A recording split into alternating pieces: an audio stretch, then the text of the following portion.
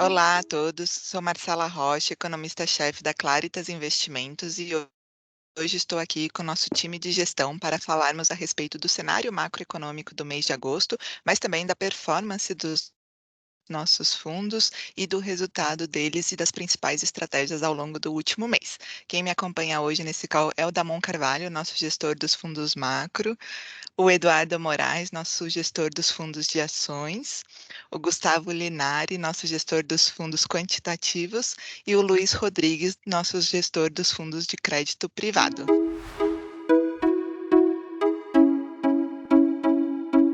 Antes de passar a palavra para os nossos gestores, eu irei comentar a respeito do cenário macroeconômico do mês de agosto.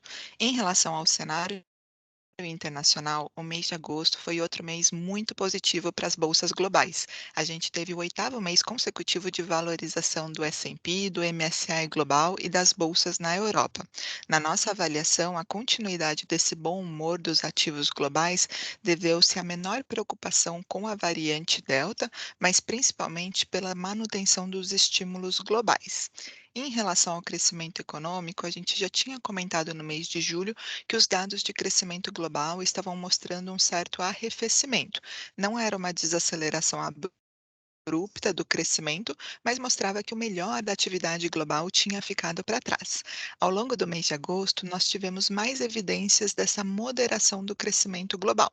Nos Estados Unidos, por exemplo, apesar dos índices da indústria, o ISM, apresentar um aumento, a gente vê uma perda de fôlego das vendas no varejo e principalmente uma queda forte da confiança do consumidor. Na nossa avaliação, esses dados mais fracos refletem a propagação da variante Delta por lá e mostram que a economia americana deve desacelerar no terceiro trimestre. Essa desaceleração é um pouco acima do que a gente esperava, com isso, o PIB dos Estados Unidos esse ano foi revisto um pouquinho para baixo, saindo de 6,6% para 6,2%. Como a Delta já mostra um alívio lá nos Estados Unidos e os principais estados já têm um pico do número de novos casos, a gente acredita que essa desaceleração ela é pontual por lá. Só que além dos Estados Unidos, a gente também teve sinais de moderação do crescimento na zona do euro e no Reino Unido. É verdade que a Delta por lá também já fez pico e as curvas de novos casos mostram uma redução. Só que os índices de PMIs de serviços e de indústrias no Reino Unido e na zona do euro mostram essa perda de fôlego, indicando que o melhor da atividade já ficou para trás.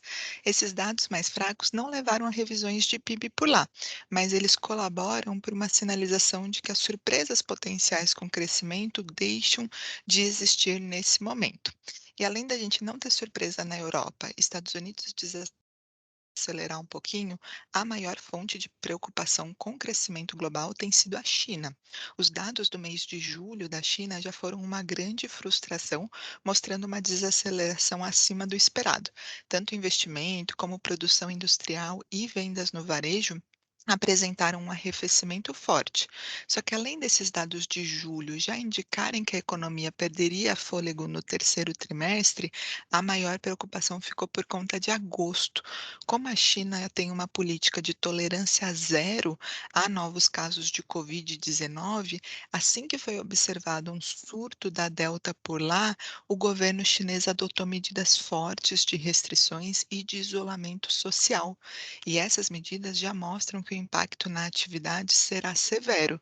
No mês de agosto, os índices PMIs da China mostraram forte desaceleração, com destaque para o setor de serviços, que é o mais impactado por essas medidas de isolamento. O PMI de serviços já ficou abaixo de 50 pontos, indicando retração da atividade por lá. E com essa perda de fôlego importante da atividade chinesa, a gente começou a ter revisões para baixo de PIB da China. As estimativas anteriores eram ao redor de 8,5%, agora a gente vê um crescimento mais para perto de 8,3% para a China este ano. Na nossa visão, por que esses sinais de moderação de crescimento crescimento não afetaram os ativos. É verdade que os preços de commodities refletiram essa preocupação com o crescimento global, principalmente petróleo e minério de ferro. Mas, com exceção de commodities, os outros ativos tiveram um bom desempenho no mês. E, na nossa avaliação, isso se deveu justamente aos sinais de que a variante Delta já tem deixado o pior para trás, mas principalmente por conta das sinalizações dos bancos centrais. A gente teve ao longo do mês de agosto evidências de que o Banco Central da China ele vai atuar para evitar uma maior desaceleração desse crescimento. O Banco Central da China já indicou que os bancos devem aumentar as concessões de crédito, principalmente para as pequenas e médias empresas. Isso mostra que o Banco Central da China está cada vez mais preocupado e que ele deve atuar de uma forma mais intensa ao longo das próximas semanas para evitar essa desaceleração maior, o que compensa as preocupações com os dados mais fracos. Nos Estados Unidos, também houve alívio em relação às sinalizações do Banco Central dos Estados Unidos.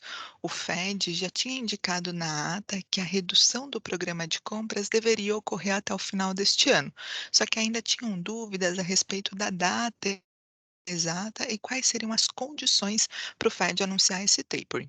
O Powell, no discurso dele no Jackson Hole, no final de agosto, indicou para a gente que o Fed ainda não tem esse cronograma definido.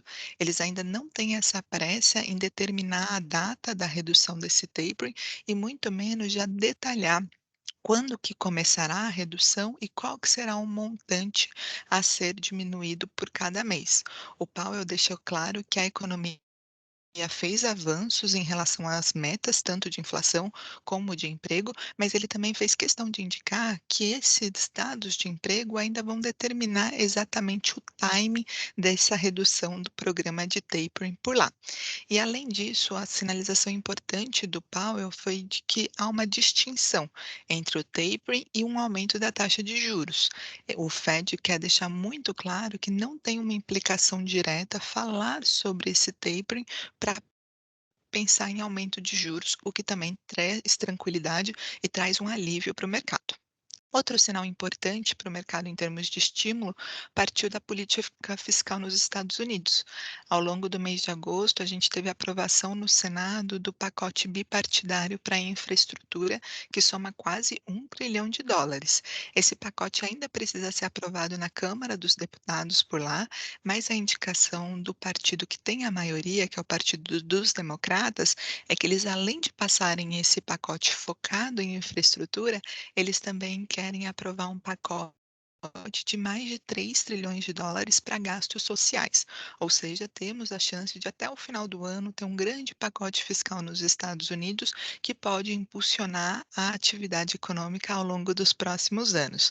Então, foram sinalizações de bancos centrais e também de estímulo fiscal que ajudaram a evitar uma piora dos mercados e uma maior preocupação com o crescimento. E o interessante é que essas sinalizações de política monetária ajudaram países emergentes. Os países emergentes vinham sofrendo nos últimos meses por conta da preocupação com inflação mais alta, moderação do crescimento global. Mas agora, com essa trégua e esse alívio, os emergentes tiveram uma boa performance. Tanto as bolsas subiram, como as moedas valorizaram desses países. Claro que nossa cautela com emergentes continua. Afinal, caso a desaceleração do crescimento econômico seja mais forte do que a gente imagina, esses países estariam muito mais suscetíveis aí a riscos e a maior volatilidade. Além disso, a gente não pode esquecer o risco de inflação. Caso a inflação siga persistente, os bancos centrais podem reverter esse discurso e diminuir os estímulos de maneira mais rápida. E, por fim, a gente tem que acompanhar a China. Além da atuação do Banco Central por lá, a gente tem que ver se as medidas de regulação continuam e também evitam a atração de capital por parte dos bancos centrais emergentes. Mas, de qualquer maneira, foi um cenário construtivo e a gente avalia que esse mês de agosto indica uma manutenção do otimismo com o cenário global.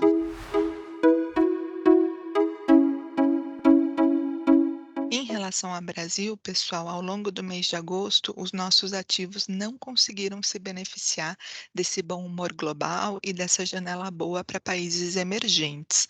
A nossa taxa de câmbio até que ficou de lado, estável, mas a gente teve uma nova queda da Bolsa de Valores e principalmente um estresse grande na taxa de juros, com as taxas pré-fixadas longas chegando a bater quase 11% ao longo do último mês. E o porquê dessa piora dos ativos e, de novo, o Brasil destoando do cenário global.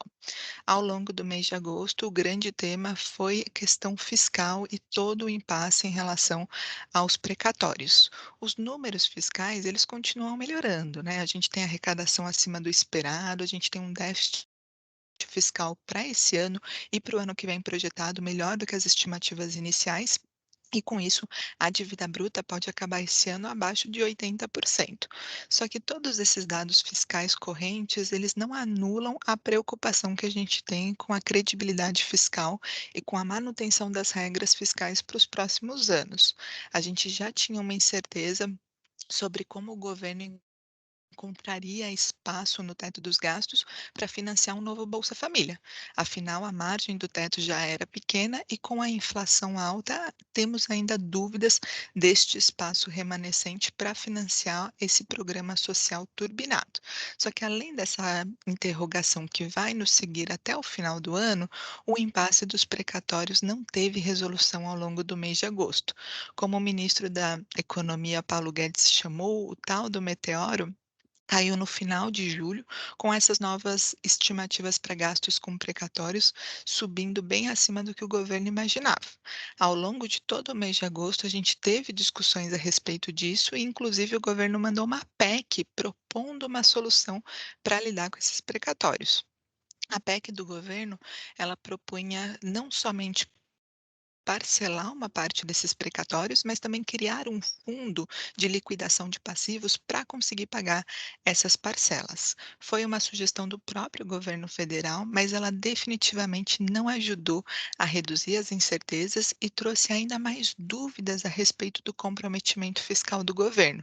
Afinal, o parcelamento da dívida dos precatórios foi visto como um calote e um enfraquecimento da União com o seu comprometimento fiscal.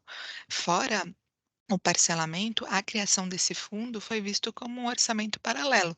Afinal, esse fundo ficaria fora do teto dos gastos e poderia ser utilizado para pagar várias despesas recorrentes. O governo entendeu as críticas a essa PEC e até propôs fazer algumas mudanças. Só que a PEC continua muito lenta na tramitação do Congresso, na Câmara dos Deputados. E enquanto essa tramitação está lenta, ainda surgem outras alternativas para resolver esse impasse. A última novidade foi a tentativa de uma resolução junto com o CNJ, o Conselho Nacional de Justiça, e o STF intermediando. A gente ainda não tem detalhes sobre como seria essa solução a partir do judiciário, sem precisar do Congresso. Só que a gente acha que ainda não é a solução ideal. Primeiro, porque o CNJ e o STF também falam de colocar um limite para pagamento de precatórios e fazer um microparcelamento. Então, todo o questionamento a respeito de um calote e a possibilidade do Brasil não pagar sua dívida continua. Fora isso, a gente não sabe como esse microparcelamento entraria no teto dos gastos, o que também pode enfraquecer a nossa âncora. Então, a gente terminou agosto sem resolução a respeito do imbróglio dos precatórios, a gente terminou sem consenso sobre qual que é o melhor caminho para o governo resolver essa questão, e a gente ainda tem dúvidas a respeito do orçamento do ano que vem para financiar o novo Bolsa Família, que é uma meta política do governo. Então, os impasses fiscais continuam, o que aumenta a incerteza e deixa o cenário para o ano que vem ainda mais complicado. E esse aumento do ruído fiscal, pessoal, ele acontece no momento em que as preocupações com a inflação não terminam, né? O IPCA 15 de agosto, de novo, veio acima das expectativas e com uma composição muito ruim. Além dos bens industriais não cederem, a gente vê uma aceleração dos preços de serviços que já contaminam os núcleos e a inflação subjacente. Com isso, as expectativas para o ano que vem, que já estavam subindo, continuaram se elevando e já atingem quase 4%, acima da meta do ano que vem. Só que além da inflação corrente pressionada, a gente tem mais pressão com a inflação por conta da crise hídrica. A gente já sabia que a crise hídrica desse ano era muito grave, mas mesmo nesse período seco, com as chuvas abaixo da média histórica, as projeções do governo apontam para um cenário ainda mais delicado antes do período de chuvas no final do ano. Com isso, o governo já tomou algumas ações para evitar uma deterioração adicional dessa crise hídrica, além de fazer um programa de bônus para consumidores, para comércio conseguirem reduzir um pouco o consumo da carga de energia, o governo propôs uma nova bandeira tarifária, uma bandeira que eles chamam da bandeira da crise hídrica, que terá um valor de 14,20 por 100 quilowatts. Isso tem um impacto significativo na inflação desse ano, levando o IPCA para perto de 8%. A inflação já era alta, já trazia um debate a respeito da inércia, com esse custo adicional de energia elétrica, é mais um desafio para controlar as expectativas do ano que vem. A boa notícia é que o Banco Central continua com um discurso muito duro para controlar essa inflação. O Banco Central já vinha adotando uma política monetária para ir para o nível contracionista, mas agora, na última reunião, ele deixou claro que não tem ainda um limite para a taxa Selic. O Banco Central acelerou o ritmo de aperto, subindo a Selic em 1 ponto percentual para 5,25 e falou que, além de subir mais 1 ponto percentual na reunião de setembro, ele também vai levar a Selic para cima do nível neutro, ou seja, ele consolidou as expectativas de um patamar contracionista, mas ele não se apegou ainda, ele não determinou qual que é esse novo normal, ou seja, ele deixa aberta a porta e mostra que vai fazer o que for necessário para levar a inflação do ano que vem para a meta, que é o horizonte relevante dele. O problema é que o Banco Central talvez não consiga ganhar essa batalha das expectativas sozinhos. A gente falou agora de crise hídrica, que depende do regime de chuvas no final do ano, mas o principal risco para a inflação e para a taxa de juros é a crise fiscal. A gente ainda não vê uma solução para esse impasse, a gente ainda não vê um governo articulando para reduzir as incertezas a respeito disso, e a gente já vê um ciclo político cada vez mais próximo de uma eleição que só ocorre o ano que vem. Então, se em essa resolução fiscal, uma crise hídrica deteriorando e incertezas políticas para a eleição do ano que vem, a tarefa do Banco Central fica cada vez mais árdua e essa taxa Selic pode ficar acima de 7,5, que para nós seria um nível suficiente para conseguir levar a inflação para a meta no ano que vem. E aí, o balanço disso tudo, pessoal, para o Brasil, é a consequência de um crescimento menor. Quando a gente fala de crise hídrica, restrição do consumo de energia, incerteza fiscal, taxa de juros em patamar mais alto, a única consequência é revisão para baixo do PIB do ano que vem. É verdade que o PIB do segundo trimestre desse ano já não ajudou. Ele veio mais fraco do que o esperado, caindo 0,1% e com uma abertura que mostrou consumo e serviços abaixo do esperado. Só que, na nossa opinião, essa retração, apesar de inesperada, ela não mudaria a projeção do ano de 5,2%. Afinal, esses setores que ficaram abaixo do esperado são os setores que vão continuar recuperando no terceiro trimestre. Então, o resumo de tudo isso, pessoal, de incerteza a respeito do impasse dos precatórios, antecipação de toda a discussão eleitoral do ano que vem, taxa de juros em patamar contracionista e o risco da crise hídrica cada vez mais se agravando, é revisão de PIB para baixo. A gente, de fato, teve já o PIB do segundo trimestre abaixo do esperado, o PIB frustrou, recuando 0,1%, com destaque para consumo das famílias que ficou estável e serviços que veio mais fraco. Mas, na nossa opinião, mesmo esse PIB do segundo trimestre mais fraco não seria suficiente para mudar a projeção do ano de 5,2%. O problema é que esse crescimento ao redor de 5% já era esperado aqui para o Brasil e sem vetores favoráveis para revisões altistas, todo o foco vai para o crescimento do ano que vem e a sustentabilidade. E nesse aspecto, o balanço é ruim. Com juros mais altos, com incerteza política e risco fiscal, a gente acha que o crescimento do ano que vem vai ser ainda mais fraco do que nós esperávamos. A gente falava de um PIB ao redor de 2%, agora a gente já acha que esse crescimento deve ficar em torno de 1,7%, mas os riscos ainda são baixistas. Portanto, o cenário de Brasil segue desafiador. A gente fica dependendo de uma resolução a respeito do impasse fiscal. Nesse inteirinho, a gente observa os dados de inflação para ver se mostram algum arrefecimento para o Banco Central conseguir, de alguma maneira, estipular até onde a Selic vai. Mas sem sinais fiscais melhorando, essa taxa Selic pode subir acima dos 7,5%, já que a inflação é alta. E é um equilíbrio ruim, porque nós estamos falando de revisões para baixo de crescimento num momento de incerteza fiscal grande. Mas é esse o nosso cenário do mês de agosto, tanto internacional como de Brasil. Agora eu passo a bola para o Damon Carvalho, nosso gestor dos fundos macro, para comentar a performance e as estratégias dos fundos ao longo do último mês.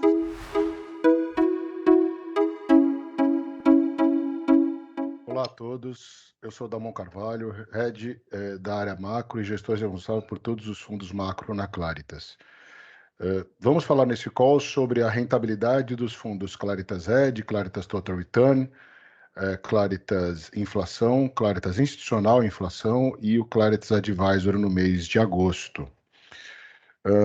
Conforme o cenário demonstrado pela Marcela Rocha, a gente teve um cenário onde o mercado internacional continua a ser muito positivo para os ativos de risco, principalmente para as bolsas globais e para a tomada de risco globalmente falando, principalmente para os ativos mais de países desenvolvidos. Tivemos bolsas nos Estados Unidos atingindo novas máximas, tivemos taxas de juros relativamente estáveis nos Estados Unidos e na Europa acompanhando de uma certa forma, e tivemos, sim, um grande gap aberto para os países emergentes, em virtude principalmente da preocupação com a possibilidade da antecipação, da normalização da liquidez global através do tapering dos Estados Unidos. Essa dúvida foi dirimida ao longo do mês de agosto. O Federal Reserve continuou bastante apoiador da liquidez global, mostrando sim que está telegrafando de uma forma muito clara sobre a redução, o seu programa de redução de compras, reduzindo assim a sua base monetária, a sua liquidez global, a sua liquidez, e consequentemente o mercado ficando muito tranquilo em relação a isso. E a gente falando de um crescimento americano bastante bem sustentado, assim como o crescimento global parando de ter novas revisões altistas, mas estabilizando um patamar muito alto, o ambiente continua propício para a tomada de risco. Isso se demonstrou, como eu comentei, principalmente nas bolsas globais, as curvas de juros, de uma certa forma, normalizando num patamar, uma Treasury de 10 anos ao redor do patamar de 1,30, apesar de bastante volatilidade ao longo do mês de agosto. E tivemos aí, como resultado disso, advindo da China com um crescimento mais fraco do que esperado, ao ponto do PBOC começar a tomar medidas de injeção de liquidez, a gente teve um cenário já para os países emergentes um pouco mais desafiador, com commodities como um todo voltando a ceder, e isso impactando a visão para os países emergentes como um todo. Então, o gap entre os retornos dos ativos desenvolvidos e os ativos emergentes abriu-se ainda mais e atingimos um patamar histórico aí. A gente está no low histórico, no maior gap que a gente tem entre bolsas, por exemplo, entre bolsas desenvolvidas e bolsas emergentes. Já quando a gente fala de Brasil, a Marcela Rocha detalhou muito bem que foi um mês bastante desafiador para a Bolsa Brasileira. O nosso tema inicial de vacinação ampla, atingindo aí mais de 40% dos brasileiros, que é o que tem acontecido ao longo do mês de agosto. A gente está com uma vacinação bastante acelerada no Brasil, que é um fato muito positivo na nossa visão. E um PIB, ainda um PIB com resultados positivos ao longo das empresas, principalmente ao longo do segundo trimestre, resultados muito positivos das empresas, não sendo refletido isso de uma certa forma no PIB brasileiro ao longo do segundo trimestre, que ficou relativamente estável, mas a gente continua falando de um crescimento do PIB nesse ano de 2021 ao redor de 5%, entre 5% e 5,5%. Esse ambiente mais favorável domesticamente pelo lado de atividade, pelo lado de vacinação, não foi acompanhado por uma série de preocupações que voltaram a afetar aí, ainda mais a voltar a conturbar o nosso ambiente ao longo do mês de agosto. A gente tem o ambiente fiscal bastante deteriorado, principalmente com a discussão sobre precatórios. A gente tem voltou-se a falar, por conta das faltas de chuvas, de uma incerteza sobre a possibilidade de racionamento aí ao longo do final desse ano, ao longo do começo do ano que vem, que a gente ainda tem, a gente atribui uma probabilidade baixa, mas o simples fato de você discutir um racionamento de energia num ambiente de retomada de atividade é um detrator de atividade esperada para os próximos trimestres.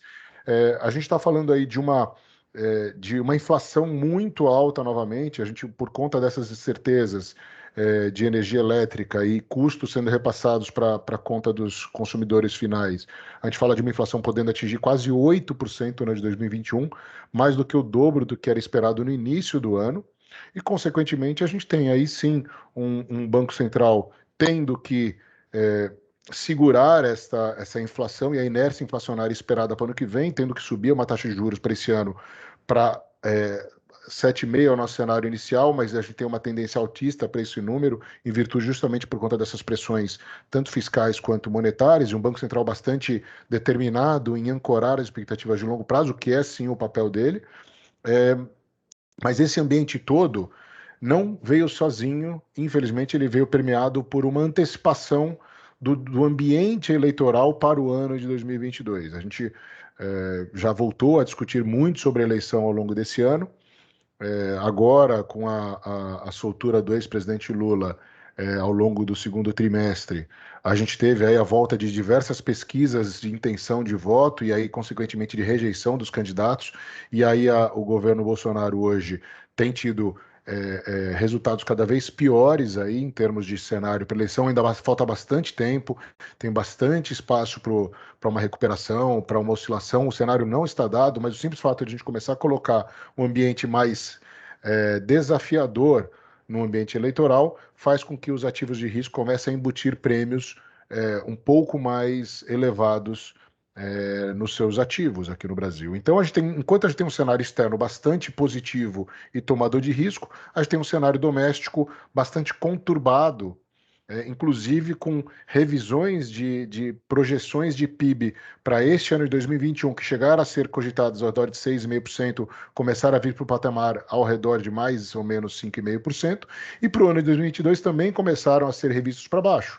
A gente está falando que com uma taxa de juros mais contracionista, um real que ainda não consegue se valorizar, tentando fechar o fair value que ele tem, então a gente continua a trabalhar com uma desvalorização para os nossos modelos ao redor de 20%. A gente está falando de um cenário eleitoral mais desafiador, a gente está falando de um cenário fiscal também mais desafiador, com uma inflação alta esse ano e uma inflação ano que vem ao redor de 3,7% a 4%, acaba se tornando um ambiente bastante desafiador para a alocação de risco no Brasil.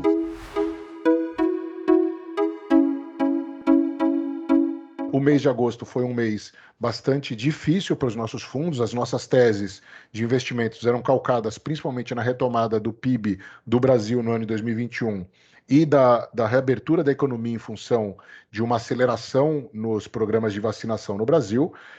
De uma certa forma, isso aconteceu. Agora, os outros fatores, como uma taxa mais contracionista, que acaba competindo, a classe de ativo juros acaba competindo um pouco com a classe de ativo de bolsa, e com isso faz com que as revisões de projeções de altistas para a bolsa brasileira acabam sendo revistas para baixo, e o mercado inteiro brasileiro estava bastante otimista e bastante posicionado na Bolsa Brasileira, acabou fazendo com que a Bolsa Brasileira sofresse fortemente no mês passado, não apenas o índice Bovespa zerando o ano, mas também o índice de Small Caps acabou caindo fortemente, entre 3,5% e 4% no mês passado, e acabou, por ser bolsa o principal ativo de risco que a gente tem em alocação nos fundos macro, a gente acabou sofrendo bastante.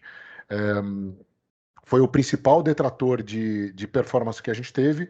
No mês passado, a gente teve um resultado no nosso book de moedas neutro, basicamente neutro, porque a gente teve bastante volatilidade no nosso book de moeda, mas com o real indo de um patamar ao longo de julho de 4,80 a 4,90, chegando a atingir 5,47 ao longo de agosto, fechando e encerrando o mês em 5,14 praticamente, com uma desvalorização leve de 0,5%, mas não reflete a volatilidade que teve ao longo do mês.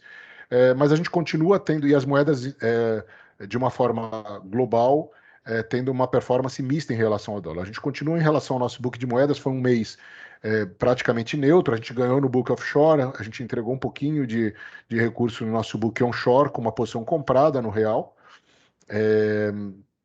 e hoje a gente está com um book mais de cross entre países desenvolvidos, com algumas posições vendidas em dólar americano contra países desenvolvidos, como o euro, como o dólar canadense, dentre outras moedas, em alguns trades de correlação no book de desenvolvidos, e no book de emergentes a gente tem algumas apostas no peso mexicano e no rublo russo.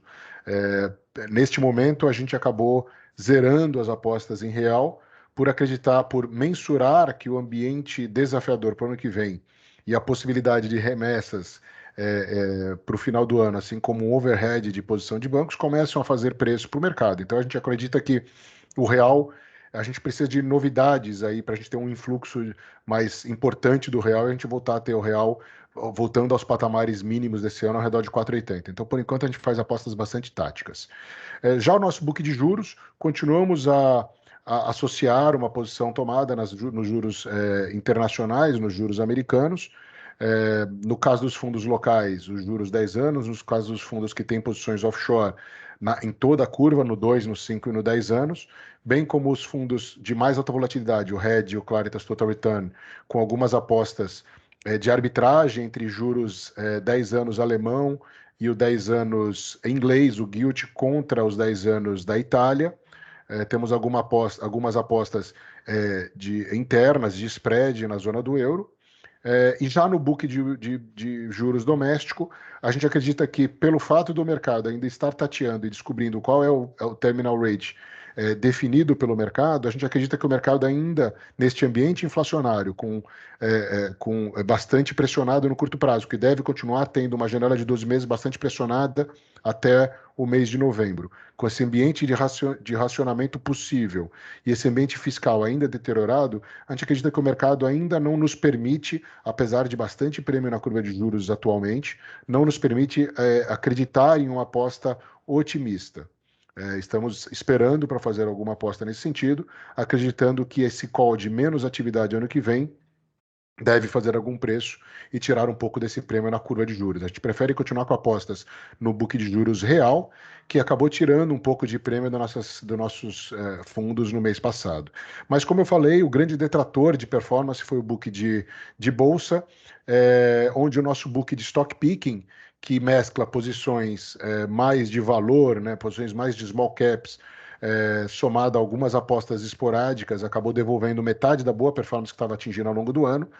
E apesar de nós termos, como sempre fazemos, bastante proteções no book, as nossas proteções não foram suficientes para compensar o prejuízo da carteira. As nossas proteções acabaram compensando aí algo por volta de 45% do P&L do nosso book direcional de stock picking. Continuamos com posições compradas em bolsas internacionais, acreditamos que o valuation e o fundamento continua atraente para a gente manter posições compradas em bolsas internacionais, notadamente no S&P. No caso dos fundos de mais alta volatilidade, a gente tem uma posição um pouco mais quebrada entre temas de inflação, temas de commodities, temas de real estate, assim como temas de reabertura na economia americana, bem como uma posição ainda, mais ou menos 30% da nossa posição offshore está em bolsa europeia. Então a gente continua acreditando num bom ambiente para tomada de risco em bolsas internacionais. E já na bolsa local, a gente continua a ter uma posição otimista em função principalmente do valuation da nossa bolsa local. A gente acha que a bolsa local está bastante barata em termos de precificação setorialmente. O Eduardo Moraes, o meu colega, aí vai comentar um pouco mais a fundo, detalhadamente, cada um das grandes apostas que a Claritas tem. Mas a gente continua a ter apostas compradas na Bolsa Brasileira pelo valuation, mas a gente sim tem uma visão de que o fundamento se deteriorou de certa forma, bem como o momentum de curto prazo ele está mais desafiador. Então a gente continua a ter uma aposta comprada em Bolsa Brasileira, porém continuamos a ter bastante proteções com opções para outubro, tanto de 115 mil quanto 112 mil pontos para baixo, defendendo essas apostas para baixo, e uma carteira bastante bem diversificada, com apostas mais em plays de commodities, que pega esse cenário global um pouco mais forte, como também é o caso de apostas mais defensivas aqui na Bolsa Doméstica. No mês passado, a gente teve como principais detratores da Bolsa, do nossa performance dos fundos macro, o setor de mobilidade doméstica, o setor de mineração, com a queda do minério por conta desse pico na atividade na China, por patamares mais normais aí do minério, ao redor de 130 a 150 dólares, e isso acabou sofrendo bastante aqui nas posições de mineração e siderurgia no mercado local, e a nossa carteira acabou sofrendo nesse sentido, assim como apostas de varejo e de shoppings, que são apostas que a gente tinha em função da vacinação e da reabertura da economia, que acabaram continuando a sofrer ao longo do mês de agosto. Apostas mais comuns aí no mercado que acabaram sofrendo por conta do técnico. E os setores que foram mais positivos na nossa carteira acabaram sendo o setor de petróleo e os setores elétricos. Mas, conforme eu falei, os fundos tiveram uma performance não satisfatória no mês passado. O Clartas Hedge acabou fechando com 0,48 negativo no mês e agora está com 50% do CDI no ano, continua com uma boa performance na janela de 2 anos, ainda bastante bem acima do CDI, com mais de 150% de CDI acima de 2 anos, numa janela de longo prazo, mas no ano de 2021 e no mês a gente está sofrendo um pouco. O Claro Tradicional também fechou no mês passado com apenas 20% de CDI, no ano de 2021 está com 75% de CDI acumulado, aí com 50 bases abaixo do CDI no ano como um todo, numa janela de 2 anos ainda continua com uma performance satisfatória acima de 107% de CDI. O Clarks Advisor acabou fechando negativo em 9 bases, no ano continua com 60% do CDI, com mais ou menos 70 bips abaixo do CDI no ano e uma janela de 2 anos com 125 do CDI. O Claritas Inflação no mês acabou rodando também 0,23 negativo, enquanto o seu benchmark, o 1V5, acabou rodando 0,15 positivo. A gente está 50% do benchmark neste ano também. Numa janela de longo prazo também estamos com 107% do benchmark. E o nosso fundo Claritas Total Return, que é o fundo tocado aí, só recapitulando, é aquele fundo tocado pela minha área macro, com 2/3 do risco, e a área de equities com 1/3 do risco, sendo uma parte com Eduardo Moraes, com long and short fundamentalista, e uma parte com o Gustavo Linari, com long and short quantitativo, acabou rodando no mês passado, na sua cota no seu FIC, rodando 2,20 negativo, aí, zerando a rentabilidade no ano. Numa janela de 2 anos, continuou com uma performance bastante satisfatória, com 240% de CDI aí, mais de 11% de retorno positivo em relação ao benchmark.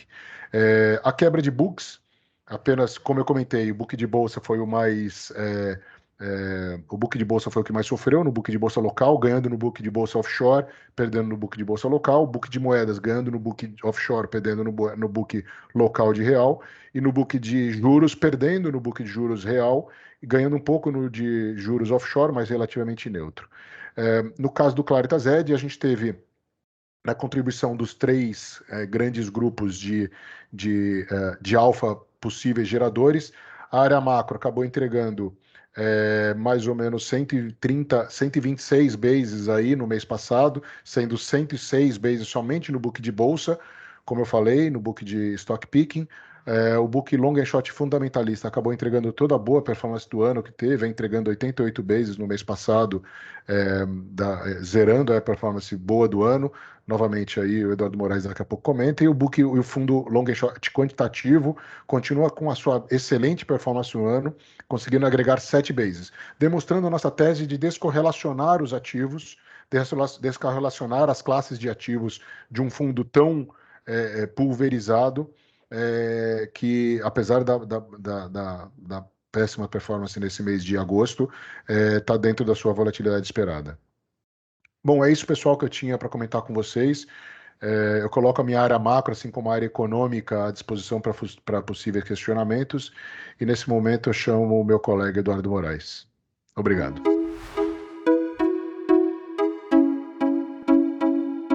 Meu nome é Eduardo Moraes, eu sou o gestor de renda variável da Claritas e hoje nós vamos comentar a performance dos fundos Claritas Long and Short, Claritas Valor e o Claritas Long Bias do mês de agosto. Apenas recapitulando um pouco o cenário que a gente está vivendo, a gente já vinha falando de um cenário bottom-up, olhando sob a ótica das empresas, muito bom, muito forte. Tá? Esse cenário se materializou ao longo do mês com uma temporada de resultados do segundo trimestre simplesmente espetacular. A gente vai falar com um pouco mais de detalhes de algumas empresas em particular, mas de uma maneira geral, uma temporada de resultados muito forte, que infelizmente, em função de todo o recrudescimento do cenário macro, do cenário top-down, com mais risco sob a ótica fiscal, com mais riscos político, esse embate institucional entre STF, Executivo, Senado, e também a questão aqui do cenário hídrico, esse cenário micro terminou não prevalecendo nos preços, e a gente já apresentou aqui uma forte queda no mês de agosto. Tá? Por fim, só falar um pouquinho aqui do cenário internacional, que a gente também tem uma visão muito positiva do cenário internacional, e uma parcela relevante aqui do portfólio em exportadoras. Tá? O segmento de exportadoras, você teve até algumas performances positivas, como é o caso da Petro, mas em particular um caso que é muito relevante na nossa carteira, que foi o caso da Vale. O mês de agosto marcou uma forte queda do minério de ferro. Tá? Em relação à virada do trimestre passado, o mês de julho você teve uma performance ainda mais alta, bateu o recorde aí no ano de preços do minério de ferro, mas em agosto você teve uma forte queda, aproximadamente mais de 15% no mês de agosto, e terminou pressionando bastante o preço das ações. Tá? Então, essa combinação, no final das contas, a gente vinha, por exemplo, no long and short com uma exposição um pouco mais alta, privilegiando aqui o cenário doméstico, tá? E com algumas proteções que não foram tão efetivas no mês de agosto. Então, essa combinação, no final das contas, fez com que a gente tivesse uma performance fraca aqui no mês de agosto nos principais fundos, tá? Long and short, valor e o long bias. Eu vou dividir com os senhores alguns slides onde a gente pode ver isso com mais detalhes. Então, começando aqui com Claritas Long and Short, o fundo apresentou uma performance negativa aqui de 1,42. No ano, ele apresenta uma performance de 2,60, o equivalente aqui a 127% do CDI. Nesse cenário mais adverso, o que a gente fez, gente? A gente reduziu o risco do fundo. Tá? Então, em termos de gross exposure, a gente chegou a bater aqui 45%, então reduzimos aqui para 37,60%. Tá? Em termos de net exposure, a gente chegou a bater aqui uns 13,5%, reduzimos aqui para 8,7%. A ideia é de se proteger e reduzir um pouco nesse ambiente com a volatilidade maior, esperar um pouco o cenário ficar um pouco mais claro, tá? E aí voltar a agregar risco no fundo.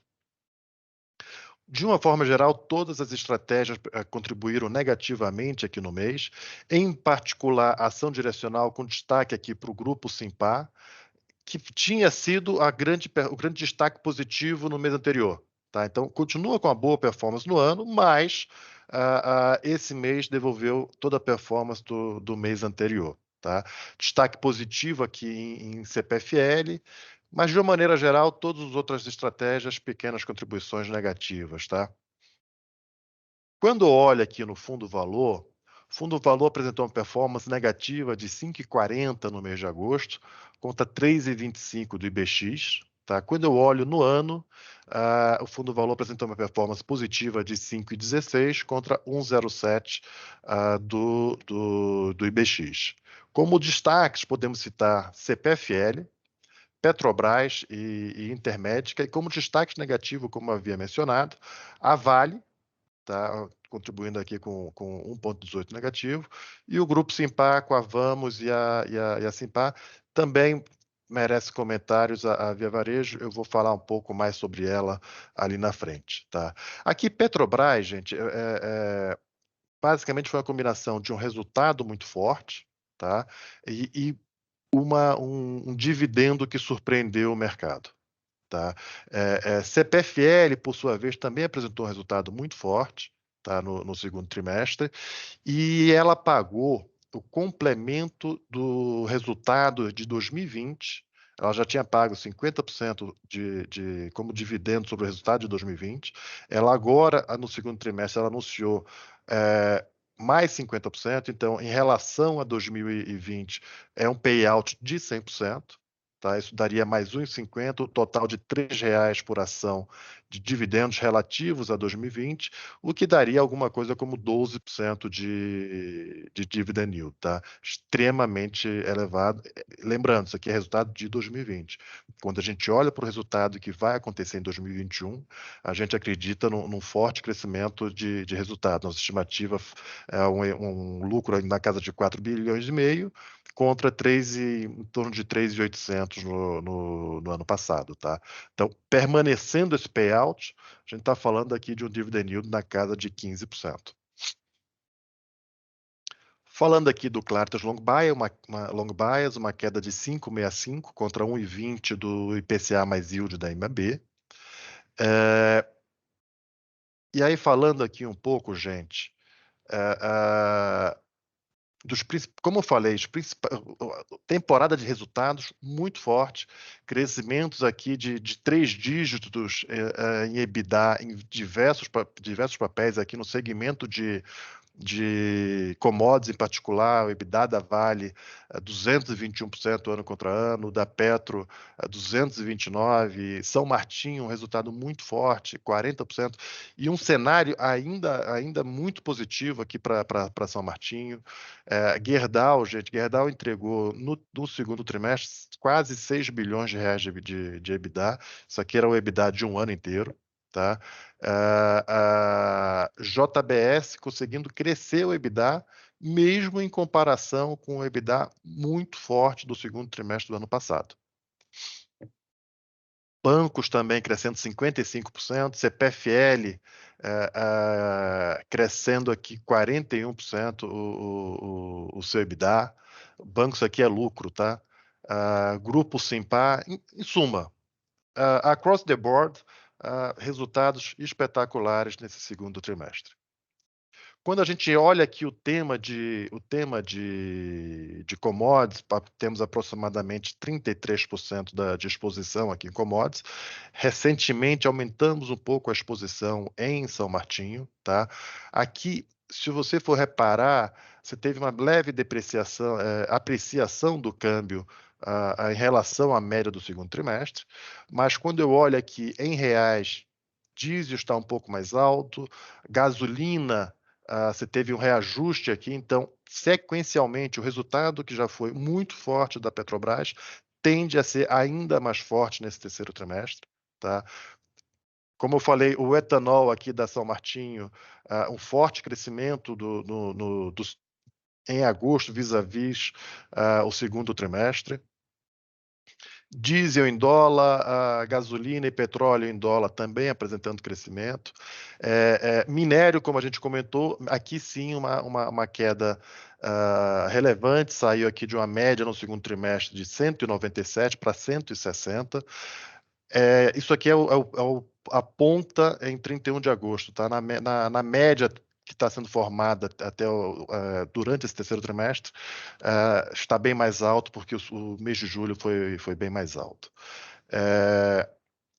E aí, só mencionando aqui novamente, açúcar em dólar saiu de 16,9 de média no segundo trimestre para 19,8. Açúcar, gente, açúcar e etanol, eu queria mostrar alguns gráficos para vocês. Aqui a gente vê o preço do etanol anidro em 2019, que é o azul, 2020 e agora em 2021. Olha o que está acontecendo. Você está tendo um preço extremamente mais forte do que esses últimos 2 anos. Tá? E o que é mais interessante, esse gráfico aqui da direita é um gráfico que eu acho muito relevante, que é a usina de etanol, ela produz ATR, que ela pode converter em açúcar ou em etanol. Então, existe alguma flexibilidade para você escolher produzir açúcar ou etanol. Hoje, apesar do preço do açúcar nesse patamar extremamente elevado, está fazendo mais sentido produzir etanol anidro, tá? Rentabiliza melhor do que o açúcar. Então, você começa a perceber um pouco de migração aqui para o etanol anidro, o que torna o ciclo do açúcar ainda mais apertado. No hidratado, essa conta ainda está favorável para o açúcar, tá? Agora, só para colocar aqui em contexto, gente, em 2018, o preço do açúcar em reais era alguma coisa na casa de 1.300, um pouco mais aqui em 19. Em 2020, o preço realizado pelas usinas foi na casa de 1.500. Em 2021, vai ser alguma coisa como 1.800. Olhando para frente, 22 e 23, todas as telas estão indicando alguma coisa como 2.100 e 2.200. Tá? E esse é um setor onde as usinas, de fato, travam o preço. Então, a gente está vendo uma aceleração muito forte na rentabilidade desse tema aqui de açúcar e etanol. A gente tem na carteira tanto a São Martinho quanto a Jalles. Tá? Importante mencionar que parte desse preço aqui está mais alto é em função de uma quebra da safra. Tá? O net dessa quebra de safra com preço é ainda muito positivo para as empresas, mas é importante mencionar o caso da Jalles, que não teve quebra de safra, então ela está conseguindo se apropriar apenas do lado positivo dessa equação. Falando um pouco aqui dos resultados nesse tema aqui de cases seculares de crescimento, gastar aqui um pouquinho de tempo falando da Via Varejo. Tá? A Via Varejo foi um destaque negativo de resultados aí nos últimos 2 meses. Ela apresentou um crescimento de 50% nas vendas totais. O EBITDA ficou um pouco abaixo, aqui em torno de 6,2%, um pouco abaixo das expectativas, mas, gente, é importante olhar no detalhe e você perceber que processos trabalhistas, em função de um acúmulo durante a pandemia, terminou penalizando excessivamente esse trimestre. Tá? Se você fosse normalizar esse impacto, a gente estaria falando de uma margem EBITDA de 7,7. Eu sei que não dá para normalizar 100%, porque parte disso é recorrente. Agora, de fato, ainda é um legado da gestão anterior, e a empresa acabou de contratar uma consultoria muito representativa para endereçar esse problema. A gente entende que isso aqui vai se normalizar ao longo do tempo. O número de casos ativos já caiu substancialmente. Tá? Então, a gente busca focar aqui muito mais na atividade de varejo, que está apresentando um crescimento muito forte, estão conseguindo colocar aqui crescer substancialmente a base de novos sellers no marketplace, saiu de 10 mil aqui no final de 2020 para 71 mil em julho. Tá? E com uma melhoria do nível de serviço com clientes e evolução aqui nas notas do Reclame Aqui. Tá? Então, eu vejo o mercado focou muito aqui na margem EBITDA, mas eu acho que você tem que olhar um pouco o filme, não só essa foto, e o filme que a gente está vendo aqui ainda está muito positivo. CPFL, como eu comentei, é um resultado muito forte, e só para colocar em contexto, indo para o terceiro trimestre, a CPFL tem um ganho expressivo aqui nas distribuidoras pela incorporação do GPM nos reajustes tarifários. Tá? Você teve no final do primeiro trimestre a CPFL Paulista com 32% no seu GPM no resultado. A RGE agora, a partir do terceiro TRI, captura 37%, e a partir de outubro a Piratininga captura alguma coisa como 26% de IGPM no seu reajuste. Isso faz com que o resultado de distribuição cresça 50%, 60% EBITDA ano contra ano, o que dá uma gordura suficiente para enfrentar alguns impactos negativos desse racionamento branco, essa racionalização, a palavra racionamento acho que é proibida hoje, essa racionalização com esse incentivo à economia pelos consumidores. Tá? Então, você tem bastante gordura para enfrentar esse cenário adverso. E de mais a mais, eu acho que o tema aqui da bandeira tarifária é um tema que é nocivo aqui para juros, para o IPCA, mas para o setor ele é um sinal de preço de tarifa, um sinal de preço da escassez hídrica, e serve para oxigenar o setor, trazendo dinheiro para as distribuidoras. A gente está falando aqui que a gente já de uma bandeira tarifária já na casa de mais de 20% da tarifa, na casa de 20% aqui da tarifa, tá? Então, você está, de fato, gerando uma arrecadação substancial a mais aqui para o setor, o que ajuda bastante a aliviar as pressões inerentes a esse cenário de escassez hídrica. É isso que eu queria comentar com vocês, basicamente em relação ao resultado, aos resultados dos fundos em relação ao cenário, e me colocar aqui à disposição para qualquer esclarecimento adicional que se faça necessário. Tá? Muito obrigado. Eu chamo agora o Gustavo Linari, nosso gestor dos fundos quantitativos.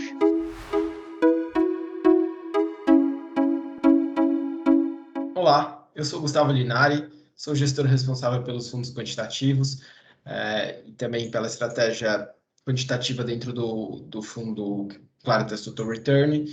E eu vou comentar agora um pouquinho da performance dessas estratégias durante o mês de agosto. Durante esse mês, o fundo teve uma alta de 0,73, que é equivalente a 173% do período. O principal responsável por esse desempenho foi a estratégia de valor. Nesse mês, ela mais uma vez se destacou, adicionando 0,42 para o resultado do fundo. A gente já comentou em outras ocasiões que existe uma correlação até negativa entre valor e as outras estratégias do fundo. Então, é comum que algumas vezes, quando o valor vai bem, as outras estratégias podem ir pior, podem ir mal, mas não foi o que aconteceu nesse mês. Nesse mês, Momentum, liquidez e tendência tiveram um resultado mais neutro, um resultado de menor magnitude, o que, com o bom desempenho de valor, fez com que o fundo tivesse aí esse bom desempenho. Então, falando das outras estratégias, Momentum adicionou 0,12, tendência adicionou 0,09 e liquidez subtraiu 0,08 do resultado do fundo, o que compõe o resultado final da estratégia.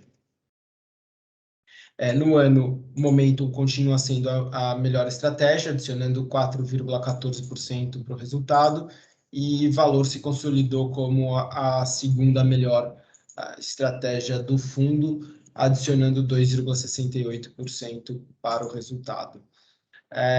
Eu acho interessante a gente comentar um pouco de como foi a mudança da carteira de agosto para setembro, como a gente vai se posicionar para esse mês vindouro, e teve bastante alteração. Foi um mês de um turnover um pouquinho mais alto, a gente teve aí uma variação de por volta de 50% do nosso patrimônio nessa mudança de carteira mais recente, e também é importante comentar que o fundo está se posicionando de uma forma um pouquinho menos comprada. Então, durante o mês de agosto, a gente estava com uma posição comprada que ficou aí na casa de 9%, enquanto agora a gente está com uma posição comprada na casa de 6%. Mas o mais interessante é a gente olhar para a estratégia de tendência, que é a estratégia que tem mais liberdade de posicionamento direcional, e essa estratégia ela já estava um pouquinho vendida no mês passado, estava 0,70 vendida. Este mês ela passa a estar 4,4% vendida, então já uma exposição vendida um pouquinho maior. As outras estratégias ainda estão liquidamente um pouco compradas, o que faz com que o fundo fique no consolidado comprado, mas é sempre interessante a gente olhar para esse indicador da estratégia de tendência. Também vale comentar que a estratégia diminuiu um pouco sua exposição bruta para o mês de setembro. A gente estava 3 meses com exposição acima de 100%, então uma exposição um pouquinho acima da nossa média de exposição bruta, e agora essa estratégia foi reduzida na exposição bruta para 86,9%. Então, que deveria diminuir levemente a magnitude dos movimentos para o mês de setembro, mas ainda uma exposição bem dentro da média, bem dentro do esperado. Eu fico à disposição para outras dúvidas que existam em relação às estratégias quantitativas, e passo a palavra para o Luiz Rodrigues.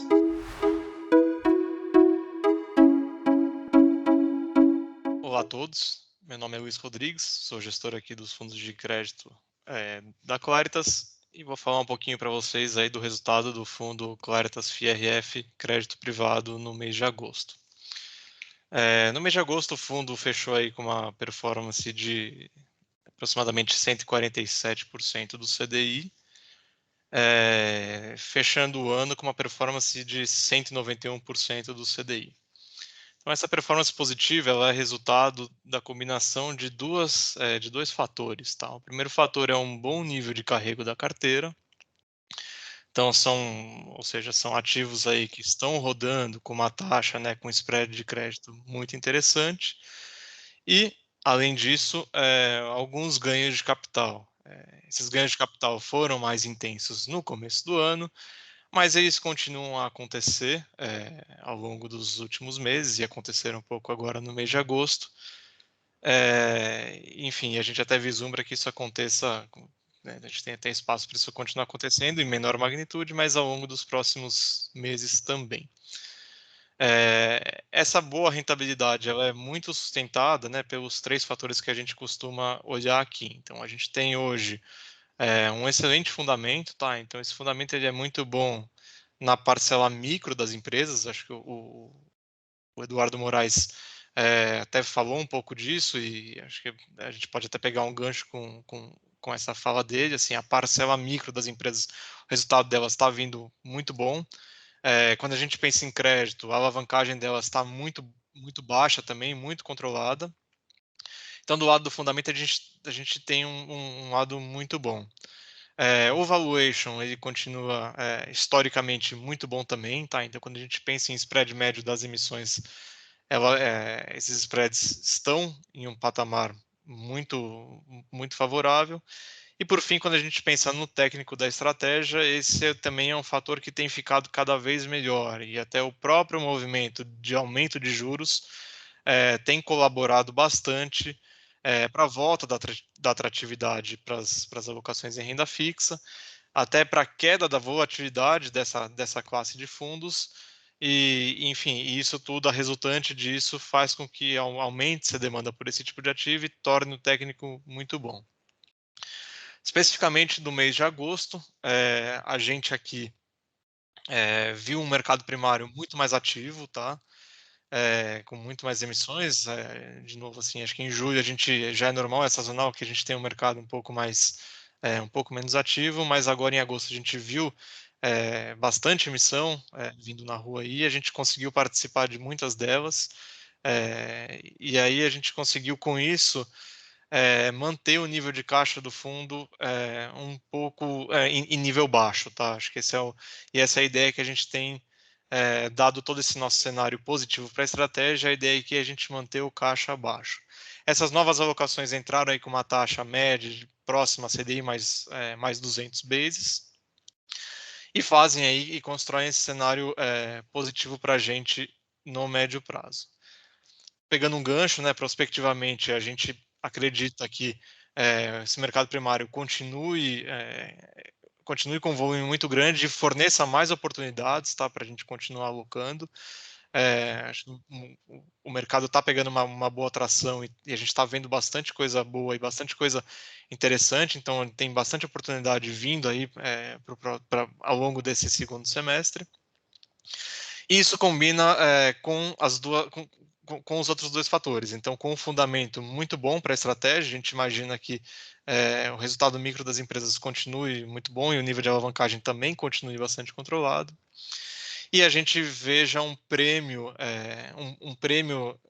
comparado com a volatilidade, né, comparado com o risco dos ativos high grade, né, que são os ativos que a gente tem nessa carteira, em nível histórico muito interessante. E prospectivamente a gente imagina que esses fundos têm uma performance muito boa. Então, por isso a gente continua bastante construtivo com a estratégia de crédito aí para os próximos meses. Qualquer dúvida, estamos sempre à disposição e muito obrigado.